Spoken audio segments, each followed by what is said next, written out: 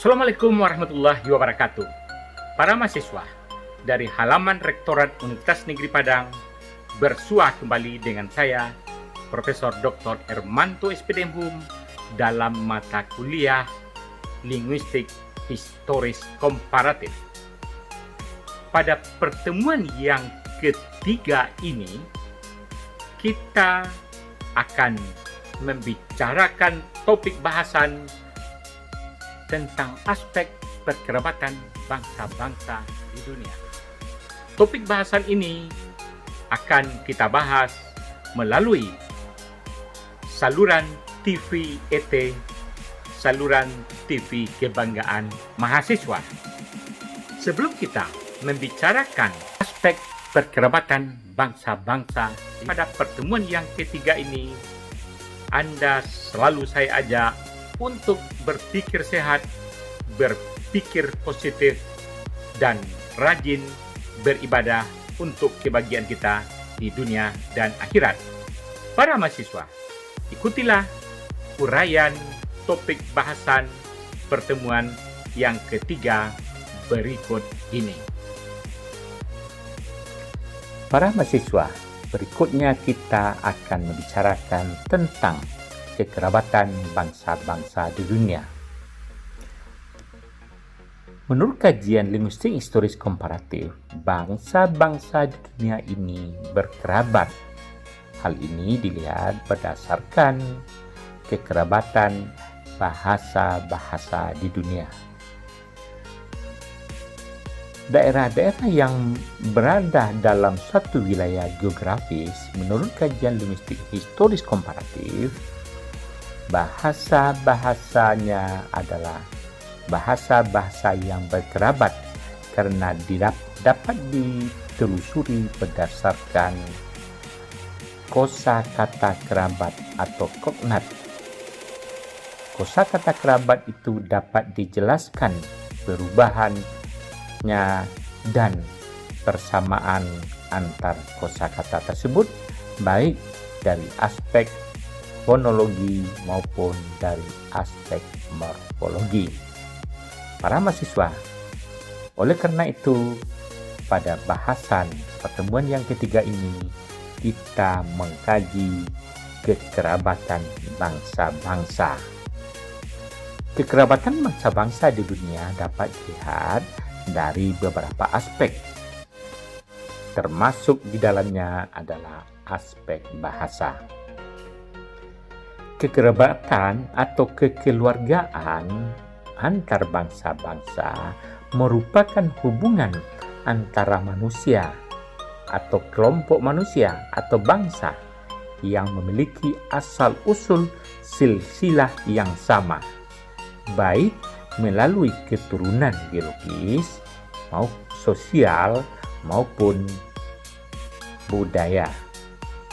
Hubungan kekerabatan adalah salah satu prinsip mendasar untuk mengelompokkan tiap orang ke dalam kelompok sosial, peran kategori, dan silsilah. Artinya, kita bisa melihat hubungan kekerabatan untuk mengelompokkan tiap orang, tiap bangsa yang ada di permukaan bumi ini. Para mahasiswa, dalam materi ini dikaji perkerabatan bangsa-bangsa di dunia. Artinya, kita akan mengkaji aspek-aspek apa yang dapat menentukan perkerabatan bangsa-bangsa di dunia ini.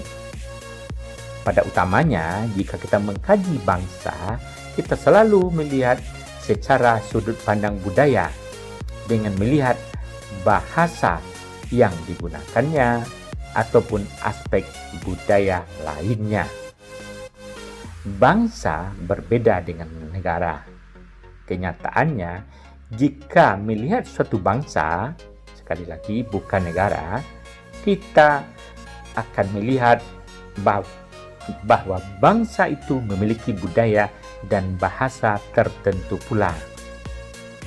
Secara umum, bangsa berkaitan dengan budaya dan bahasa. Bangsa memiliki budaya. Bahkan ada orang mengatakan bahasa adalah bagian dari budaya. Namun, dalam perkembangannya memang harus diakui bahwa suatu bangsa yang memiliki budaya tertentu telah menggunakan bahasa yang dimiliki bangsa lain. Dalam konteks ini, satu bangsa yang memiliki budaya tertentu jika menggunakan bahasa yang dimiliki oleh bangsa lain, berarti bahasa tersebut adalah sebagai bahasa kedua atau menggunakan bahasa lain sebagai alat komunikasinya. Hal ini bukanlah berarti lagi bahasa menunjukkan bangsa. Jika kita gali lagi pengertian bangsa, dapat dipahami bahwa bangsa adalah sekelompok manusia yang hidup secara bersama, bisa saja dalam satu negara, tapi bisa juga dalam lintas negara. Selain itu, bangsa dapat pula dipahami sebagai kesatuan orang-orang yang sama asal keturunannya, adatnya, agamanya, dan historisnya. Dengan demikian, bangsa adalah sekelompok besar manusia yang memiliki cita-cita moral dan hukum yang terikat menjadi satu karena keinginan dan pengalaman sejarah di masa lalu serta mendiami wilayah suatu negara. Selanjutnya, pertanyaan yang perlu dijawab adalah apakah bangsa-bangsa di dunia ini merupakan satu keturunan atau diturunkan dari nenek moyang yang sama? Menurut kajian linguistik historis komparatif dan kajian kekerabatan bahasa-bahasa di dunia, diyakini bahwa bahasa berasal dari satu bahasa tertentu. Jika dikaitkan dengan kajian agama Samawi, maka bahwa bahasa berasal dari satu bahasa yang sama sejalan dengan pemikiran bahwa manusia juga diturunkan dari satu nenek moyang yang sama, yakni Adam dan Hawa.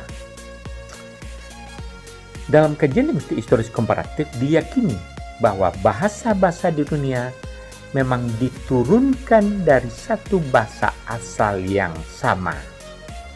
Seperti dijelaskan tadi, sejalan dengan keyakinan agama-agama samawi bahwa manusia di dunia ini diturunkan dari satu nenek moyang yang sama. Jika bangsa-bangsa dapat dipahami secara paralel dengan keberadaan bahasa-bahasa di dunia, maka dapat disimpulkan bahwa bangsa-bangsa di dunia diturunkan dari bangsa asal yang sama pula. Karena secara linguistik, historis komparatif, bahasa juga diturunkan dari satu bahasa asal yang sama juga. Oleh karena itu, dan pada saat ini, bangsa-bangsa di dunia telah ribuan banyaknya, dan dapat diyakini bahwa bangsa-bangsa di dunia ini memiliki kekerabatan. Pertanyaan yang akan muncul adalah aspek-aspek apa yang bisa dijadikan dasar untuk menentukan kekerabatan bangsa-bangsa di dunia ini. Oleh karena itu, berkaitan dengan aspek-aspek untuk menentukan kekerabatan bangsa-bangsa di dunia ini, Crowley pada tahun 1987 menjelaskan beberapa aspek, yakni aspek arkeologi, 2. Aspek cerita lisan, 3. Aspek perbandingan budaya, dan 4. Aspek perbandingan bahasa. Jadi, Crowley menyatakan bahwa keempat aspek tersebut dapat dijadikan dasar untuk menentukan kekerabatan bangsa-bangsa di dunia. Artinya pula, untuk menentukan bangsa-bangsa yang berkerabat dapat ditinjau dari 4 aspek tersebut. Para mahasiswa, keempat aspek untuk melihat perkerabatan bangsa-bangsa tersebut akan dijelaskan satu persatu berikut ini.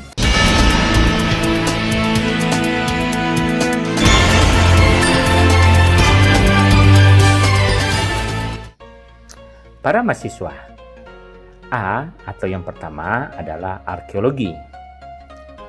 Salah satu cara untuk menentukan perkerabatan bangsa-bangsa di dunia ini adalah dengan melalui ilmu arkeologi.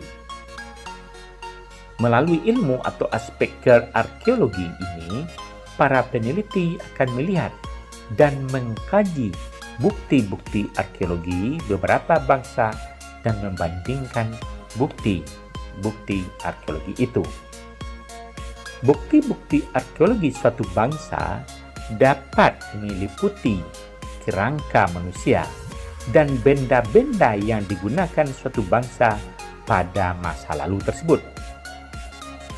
Dengan demikian, berdasarkan perbandingan fakta-fakta arkeologi pada masa lalu tersebut, peneliti dapat menyimpulkan tingkat kekerabatan bangsa-bangsa tersebut.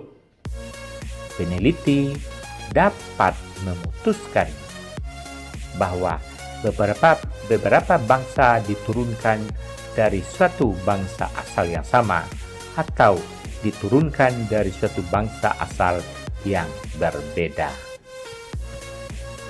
Para mahasiswa, artinya bangsa-bangsa di dunia dapat dilihat kekerabatannya berdasarkan aspek atau ilmu arkeologi tersebut. Para mahasiswa, yang kedua atau B adalah cerita lisan. Cara lain atau aspek lain yang dapat digunakan untuk menentukan perkerabatan bangsa-bangsa di dunia ini adalah dengan melalui aspek cerita lisan. Melalui aspek cerita lisan, para peneliti akan melihat dan mengkaji wujud cerita lisan yang dimiliki oleh beberapa bangsa. Cerita lisan yang dimiliki oleh suatu bangsa dapat berupa mite, legende, fabel, dan sebagainya. Para peneliti ini dapat membandingkan wujud cerita lisan tersebut dalam hal bentuk atau struktur maupun dalam hal isi atau pesan dan nilai-nilai yang dimiliki oleh setiap bangsa. Berdasarkan perbandingan fakta-fakta atau wujud cerita lisan dalam hal bentuk atau struktur maupun dalam hal isi atau pesan dan nilai-nilai yang dimiliki oleh setiap bangsa tersebut, peneliti dapat menyimpulkan kekerabatan bangsa-bangsa tersebut. Artinya, peneliti akan dapat memutuskan bahwa beberapa bangsa diturunkan dari suatu bangsa asal yang sama atau diturunkan dari suatu bangsa asal yang berbeda. Dengan demikian, bahwa bangsa-bangsa yang berkerabat dapat dilihat tingkat kekerabatannya berdasarkan aspek cerita lisan. Aspek cerita lisan ini merupakan bagian dari kajian ilmu folklore. Cerita lisan dibicarakan di dalam ilmu folklore tersebut. Artinya pula bahwa para peneliti dari aspek folklore ini dapat melihat kesamaan atau tingkat perbedaan cerita-cerita lisan, baik aspek strukturnya maupun aspek isi atau pesan dan nilai-nilai yang terdapat di dalam cerita lisan yang diperbandingkan tersebut. Berikutnya adalah yang ketiga atau C, perbandingan budaya. Selain dua aspek di atas, cara lain atau aspek lain yang juga dapat digunakan untuk menentukan perkerabatan bangsa-bangsa di dunia ini adalah dengan melalui perbandingan budaya. Berdasarkan aspek perbandingan budaya, para peneliti akan melihat dan mengkaji wujud budaya yang dimiliki oleh beberapa bangsa yang dibandingkan itu. Para mahasiswa, dengan demikian, peneliti perbandingan budaya dapat membandingkan wujud budaya tersebut dalam hal bentuk atau struktur maupun dalam hal isi, pesan, dan nilai-nilai yang dimiliki oleh setiap bangsa.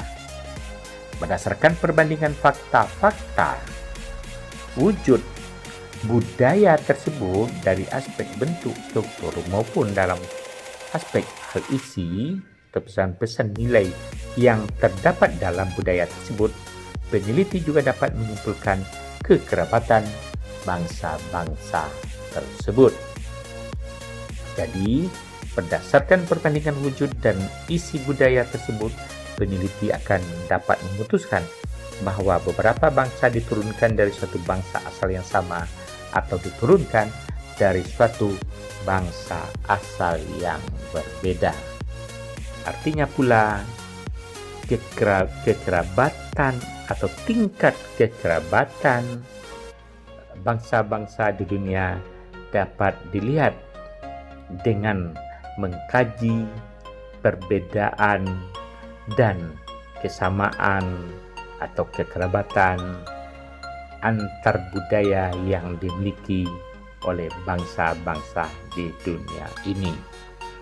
Jika budaya-budaya dari suatu bangsa yang diperbandingkan memiliki kesamaan atau kekerabatan yang tinggi, dapat diartikan bahwa bangsa-bangsa itu berasal dari suatu keturunan yang sama karena memiliki tingkat kekerabatan budaya yang sama.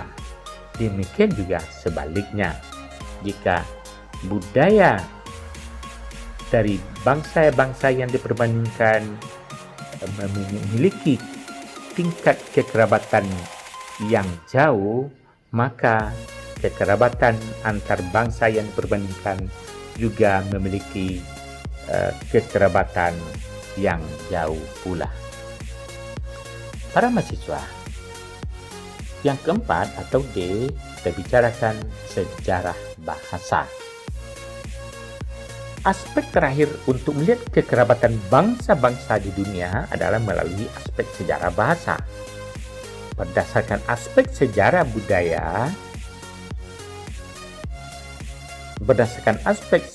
bahasa, para peneliti akan melihat dan mengkaji sejarah bahasa-bahasa yang dibandingkan melalui perbandingan sejarah bahasa tersebut. Pengkajian kekerabatan bangsa-bangsa dalam ilmu bahasa atau linguistik lazim disebut dengan linguistik historis komparatif seperti dalam mata kuliah kita ini.